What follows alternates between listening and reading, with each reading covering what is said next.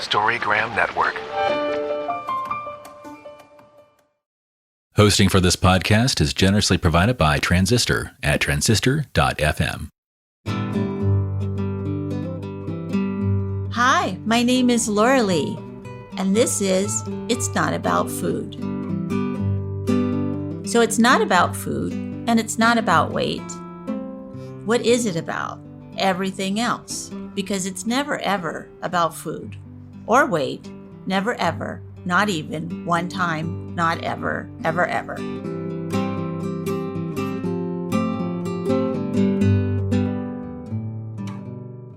Hello, everyone. This is Laurelee Roark from It's Not About Food podcast, and today we are talking about the idea of body wisdom. And that, our bodies already know a lot of stuff. Our brains think that our bodies are kind of dumb, I think. I thought that it wouldn't do what I wanted it to do. So it was not my friend. So the front of the card is sort of like the goddess is growing almost out of the ground like a giant, beautiful tree with roots into the earth and a tree, growing out of her, and beautiful card. And the deer is looking at her, just like supporting her, I think. And then in the back of the card, it says, body wisdom is the inherent wisdom we each hold within our own bodies that tells us what we need physically, emotionally, and spiritually.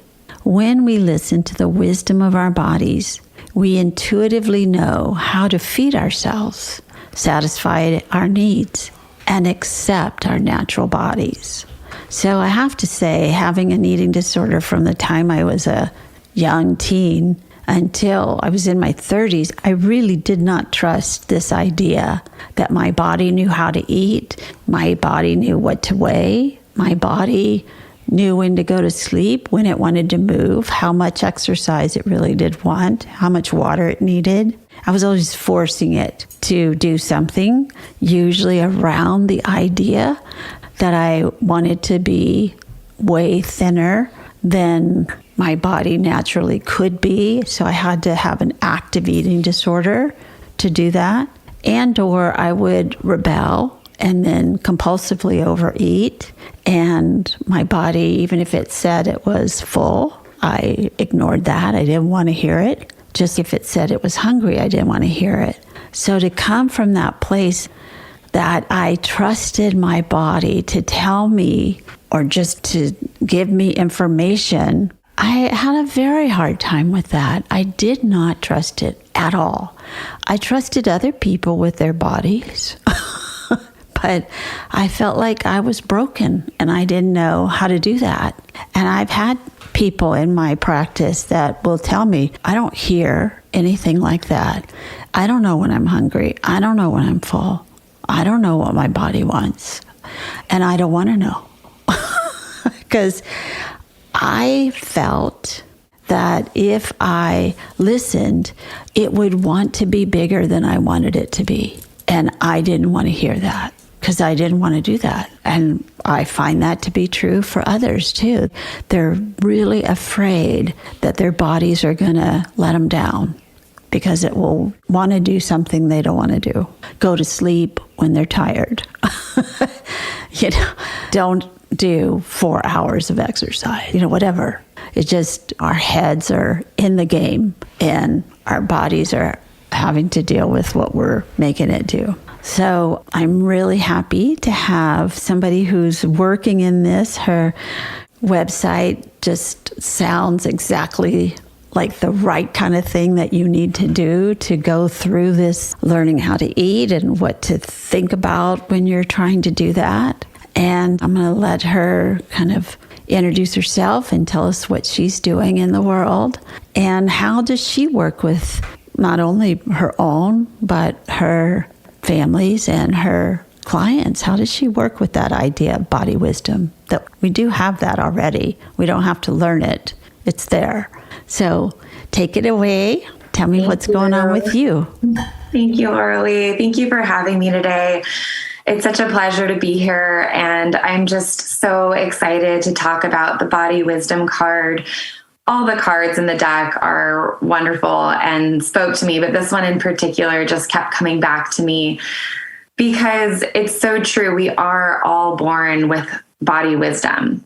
Our bodies are so wise and they're always giving us valuable feedback. And when we can really stop and tune in non-judgmentally, right, and pay attention, we absolutely know how to take care of ourselves and our bodies and to really care for our own self. And so I chose this card because it's something that, I hold near and dear to my heart because it's something that I really struggled with for most of my life growing up as well. I, really struggled with trusting my body. I compared myself to everybody else and never felt quite good enough, was always striving for perfection. And so it's really hard to listen to your own internal body wisdom when you don't know if you should trust it or not. You don't know if you're good enough. And yeah, so I think, that made me the perfect target for the diet industry. The diet industry promises the perfect body. It promises the right way to eat.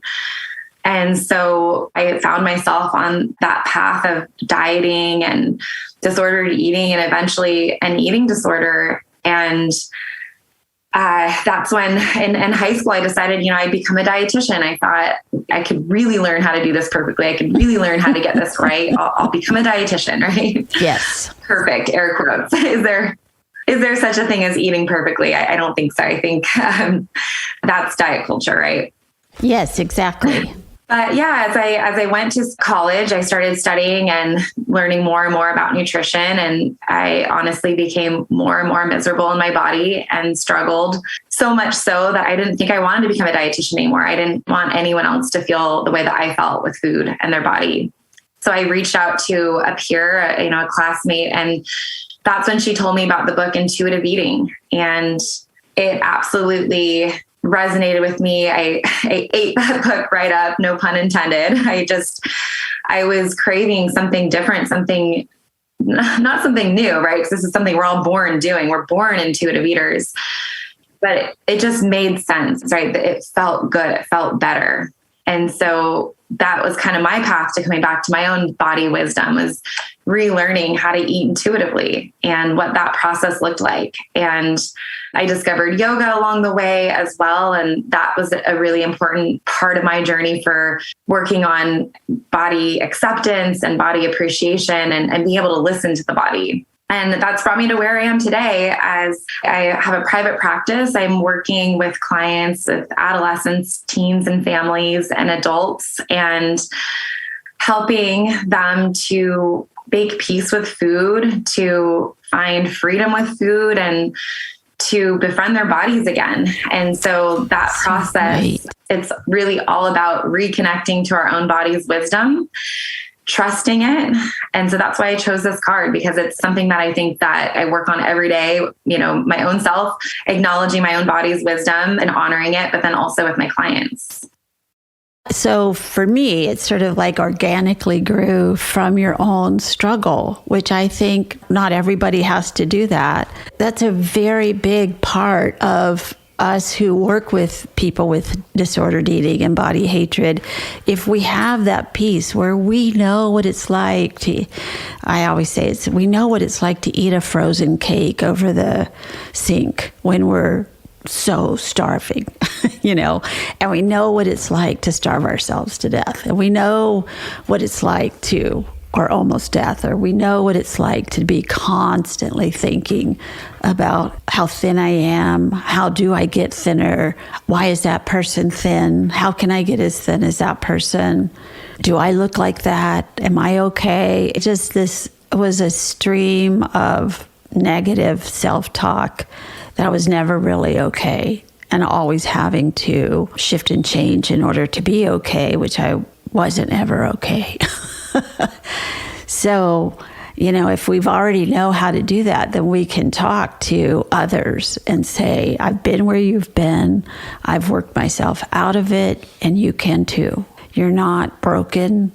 All is not lost. This is a way you learned how to take care of yourself, and there's a different way. Yeah, exactly. And I hear that all the time too, that, how on earth can I become an intuitive eater? There's no way. I have no connection to my hunger cues. I don't even know what those feel like. I don't, and I hear that all the time.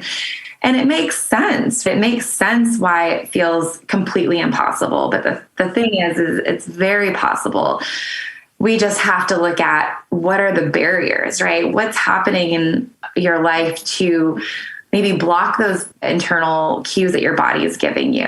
Is it that you're so busy that it's hard to slow down and to even listen to the feedback that your body is giving you?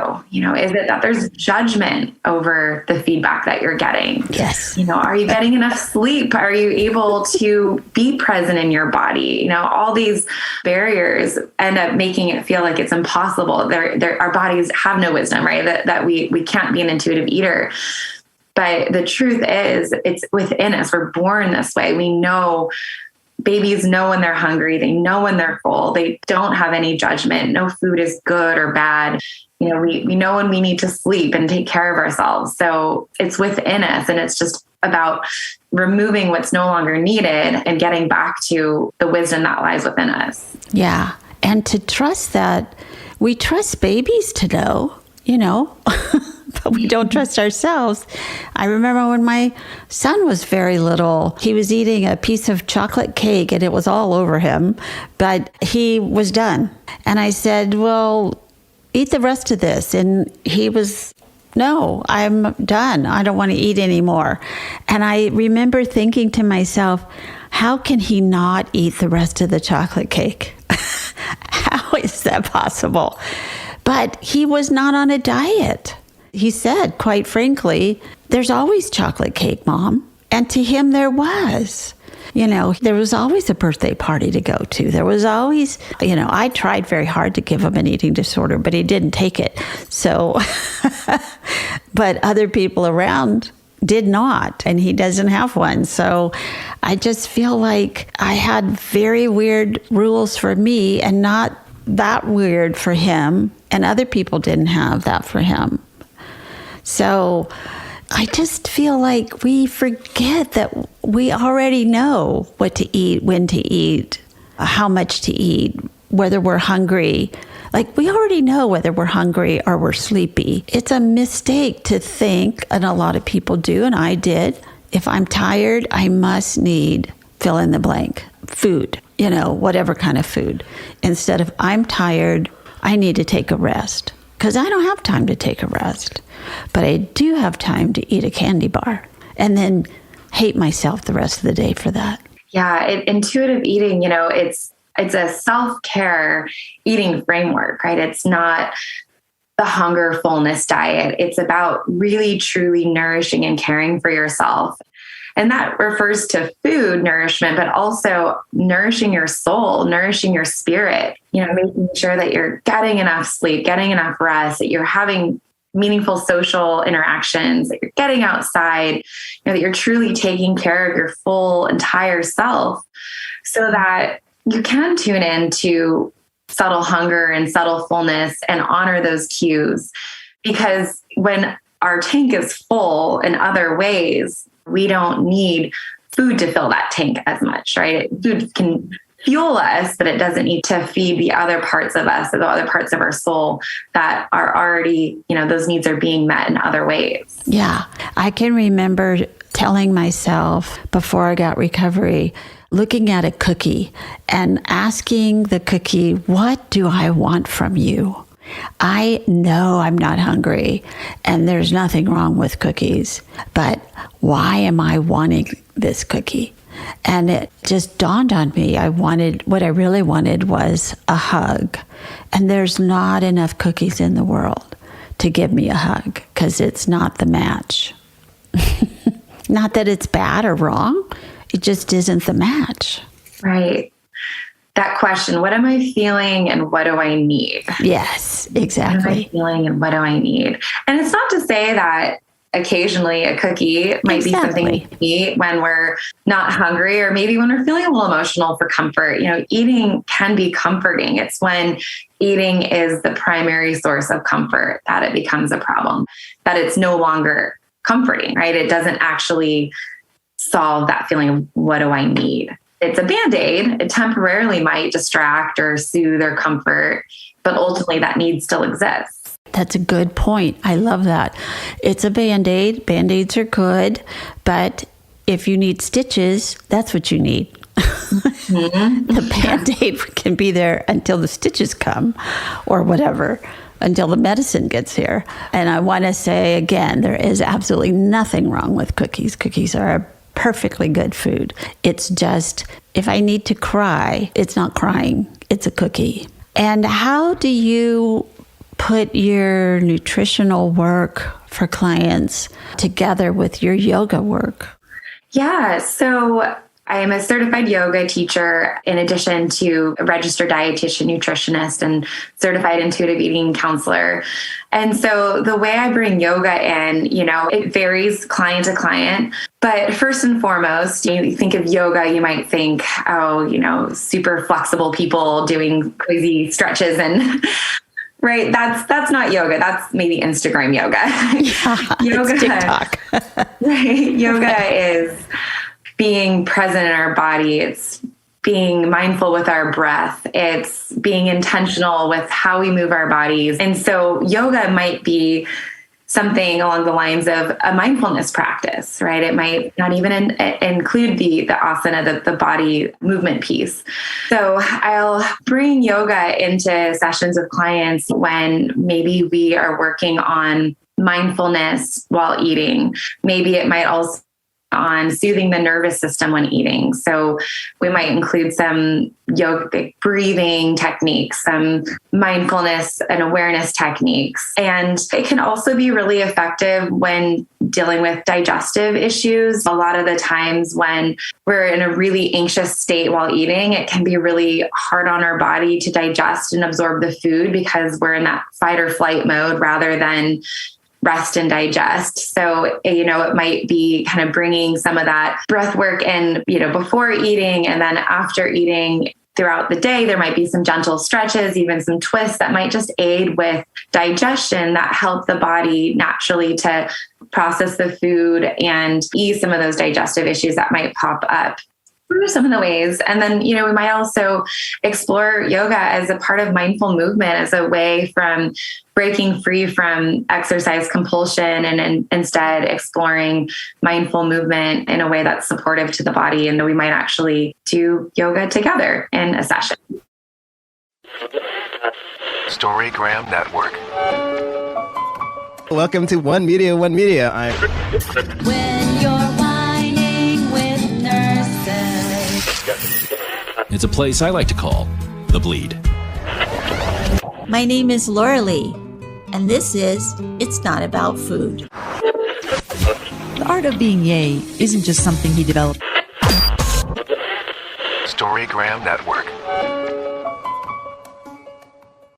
And that is the essence of it, right? That's the essence of yoga. I too was a certified yoga teacher and used it a lot with my clients who were trying to get in touch with their body and what their bodies could do and how to breathe and how to, because if I didn't smoke cigarettes, I didn't breathe for a really long time. So I just felt like I had to learn like the most basic things, But I can remember a time when I would bring yoga into the room and the person would say, I can't do it because I am so ashamed of my body and I don't want to be in there, my body.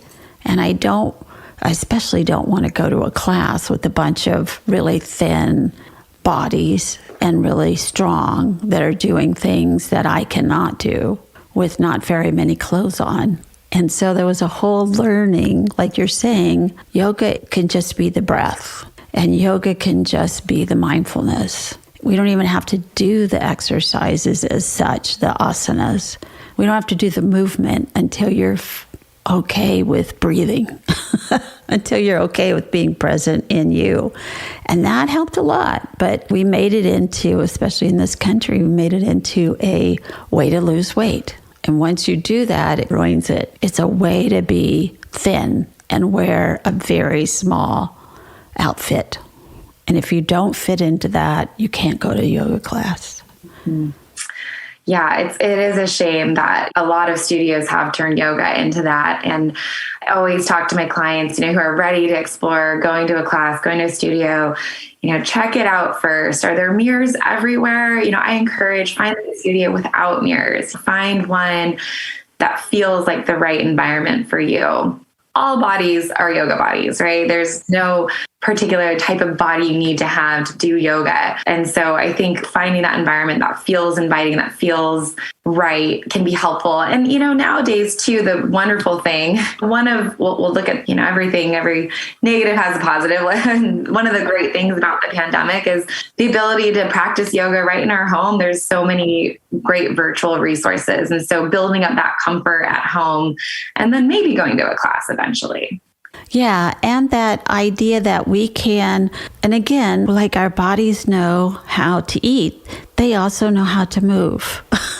And we can trust that if, a teacher does a posture that hurts, that we can trust that we can just work on that. We don't have to do that. We can do a modification, if you will. And again, it's owning the body that you have instead of owning the body that the teacher has, which we do not. Yeah. So I think yoga can be such a nice adjunct to working on nutrition because it's that ability to remove the judgment about the body, just like we're working on removing the judgment about the food or removing the judgment about the signals our body is giving us. Hunger is not a bad thing. Hunger is just our body telling us we need energy. Feeling full, feeling satisfied is just our body telling us we've had enough to eat and we can eat again as soon as we like. It's not a bad thing that it's over. Yeah, but when you're struggling with a disordered eating, the energy of the eating is so heightened that every little thing is driving us crazy, So if I made a plate of food and halfway through I got done with it, I didn't know what else to do. If I was done, I could put it away and come back later when I was hungry again. But then what do I do in that time? Because I only had food to occupy my mind, so I had to learn other ways. Or if I ordered something at a restaurant and I didn't like it, I didn't know what to do. I didn't have any idea that I could send it back or put it in a doggy bag and get something else. I mean, that was just like beyond me when I was struggling. I was a professional dieter, so I had these calories and fat grams in my head. They say that women are not good at math. Actually, we're very good at math. We're very good at counting calories. So as a nutritionist, how do you explain to people that they can let go of that part and trust their bodies to tell them? Yeah, that's a great question. And oh man, it's a tough one, right? Because diet industry is a multi-billion-dollar industry. And it is really difficult, even with our growing eating disorder professionals, fighting the good fight, right? It's really difficult for us to fight the diet industry, right? So I think first and foremost is just acknowledging the environment that we live in, acknowledging the culture that we live in, that it's hard and it's going to be difficult and it's going to feel like you're swimming against the water, right? You're swimming upstream. And so it's interesting though that you even bring up calories, because calories and calorie counting apps, they've really only been around for a couple decades, right? It's only, I know, more of a newer thing. Yes, especially since I think the 50s, right? Yeah. And then the apps, right, that go along with that. I mean, that's even more recent. And so you look back as a species, humans, we've been intuitive eaters a lot longer than we've been dieters. And so just trusting that we've known how to do it all along. This diet culture, diet industry, it's a fad. And my hope is that it's not here to stay. I have a feeling in some way, shape or form, it always will, right? But what we can do is fight back and say, you know what? I am the expert of my own body. No package with a certain number of calories or no diet can tell me what my body needs. All of our bodies are so uniquely different. All of our needs are so uniquely different. that to think that one diet is, one size fits all. It's absurd, right? It just doesn't make sense. But it does make sense when you're, seeking when you're in that comfort, right? And when you're wanting to fit in or when you're wanting to feel better, of course it makes sense. But when we can let go of this idea that the diet industry knows better, I tell my clients that too, who come to me, a dietitian, professional within the realm of nutrition, that even I am not the expert of their body, right? They are. I'm here to walk alongside them, to help them with the process along their journey. But ultimately, they know their body best. And my job is to help them get to know their body and to be able to listen to their body again. But ultimately, their body will be the one guiding us. Yes. It's such a good point, that we give the power back to the person with their own body. And I've had people say they don't want that power because it's not going to get them thin, is what they believe with all their heart. So I say, chips are okay, apples okay, lettuce is okay, ice cream is okay. They don't believe two of those things.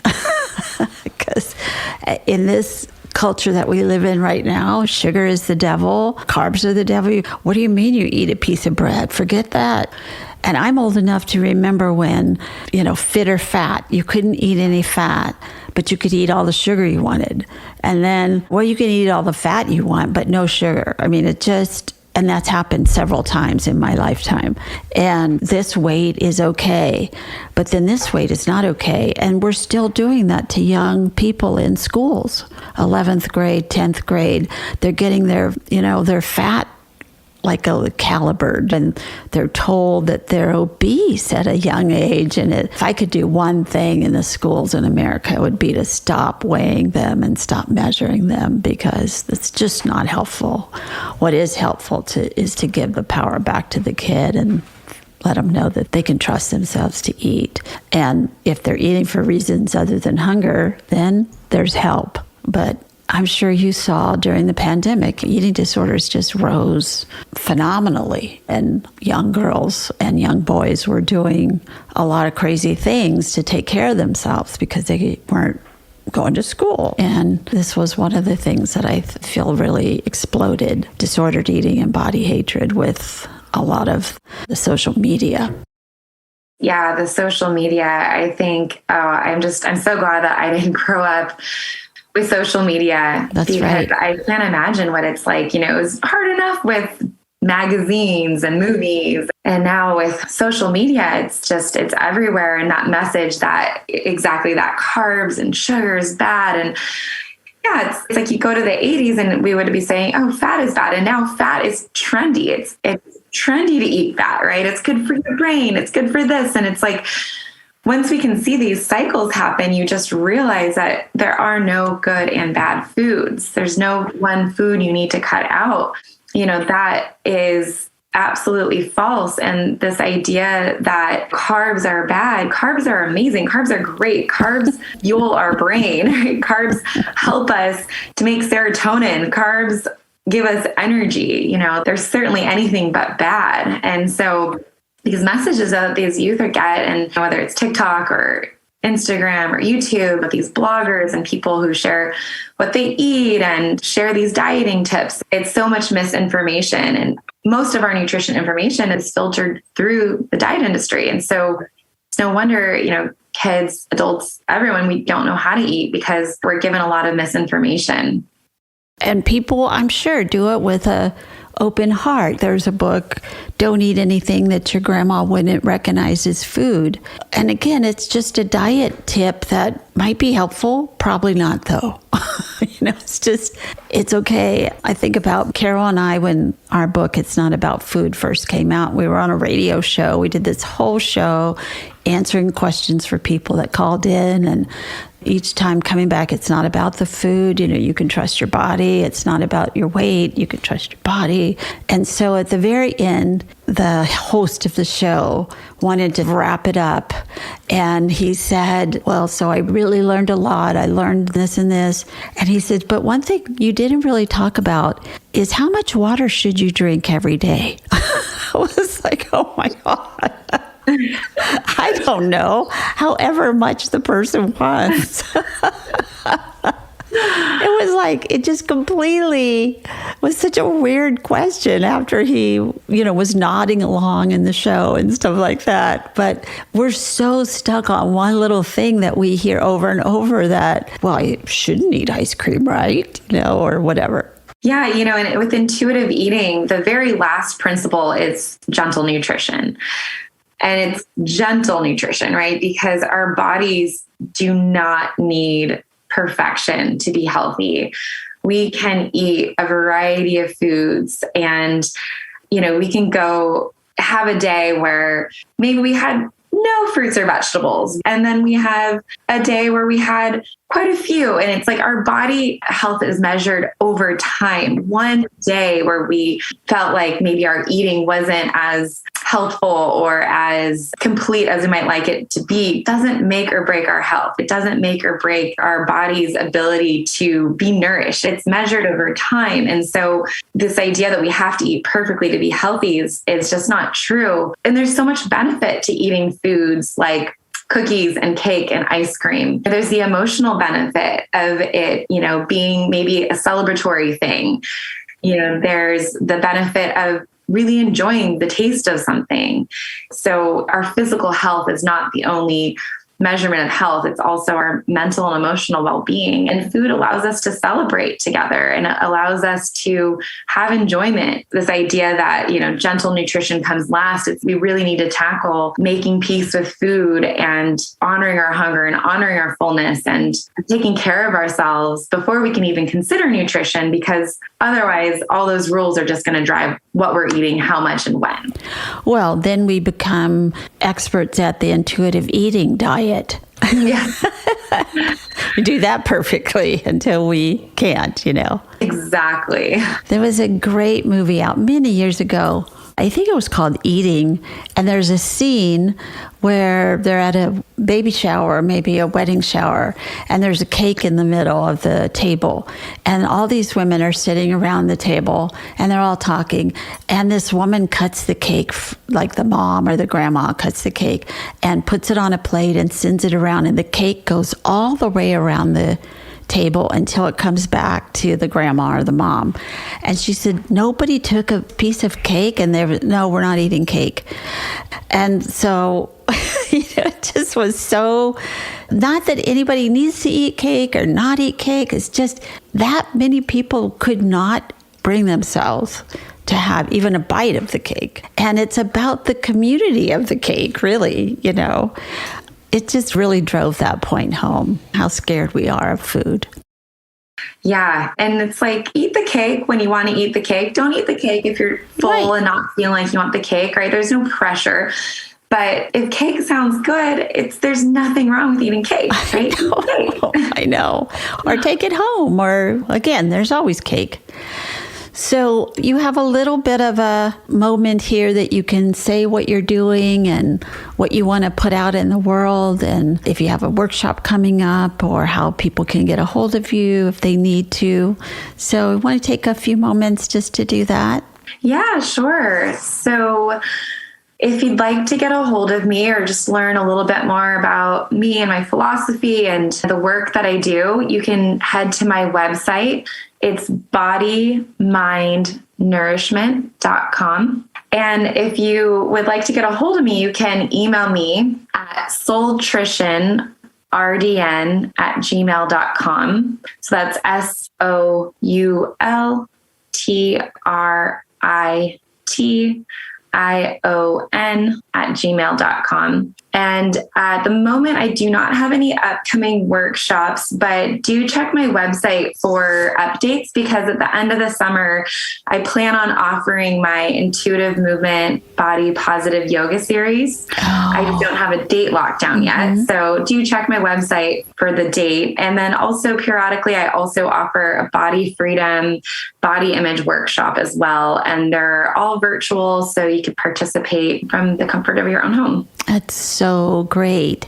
And I love that. So it'll be virtual. Will it also be in person if possible, or just all virtual? Just all virtual for now, in person, possibly in the future, but for the time being, yeah, just virtual. Yeah, we don't know. We don't know what the hell's going on.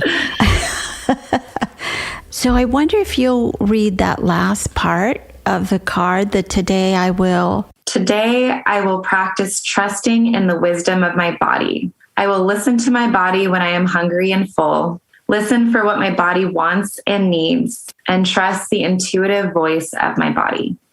Trust the intuitive voice of our body. It's just, we can do that when we're 2 days old, but it escapes us at 20.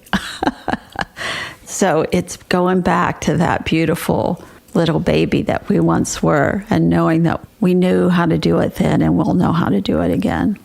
Yes, I completely agree. And just being gentle on yourself throughout that process of learning how to do it again. Yeah. Babies, kids make mistakes. That's how we learn. That's how we grow. And mistakes can be such important lessons. If we ate past fullness, that's an opportunity to look at, hey, what was going on with me today? Did I start eating when I was too hungry? Did I miss my mild hunger cues? It's all information. And so when we can remove that judgment and just, remove those barriers, remove the judgment, we can start to develop that body wisdom again and trust with our own body. Yeah. And what a beautiful way to end that. Trust our own bodies. I mean, we trust other people's bodies. I trusted my grandchildren, my own child. I really trusted that. So why wouldn't you trust me too? Why wouldn't I? So thank you so much for being on. Very, very grateful to you for showing up today and doing the work that you're doing in the world. So thank you. Thank you so much for having me. I appreciate you. Okay, bye. Thank you for listening. And be sure and follow me on Patreon, Instagram, Twitter, Facebook, and itsnotaboutfood.com. Thanks.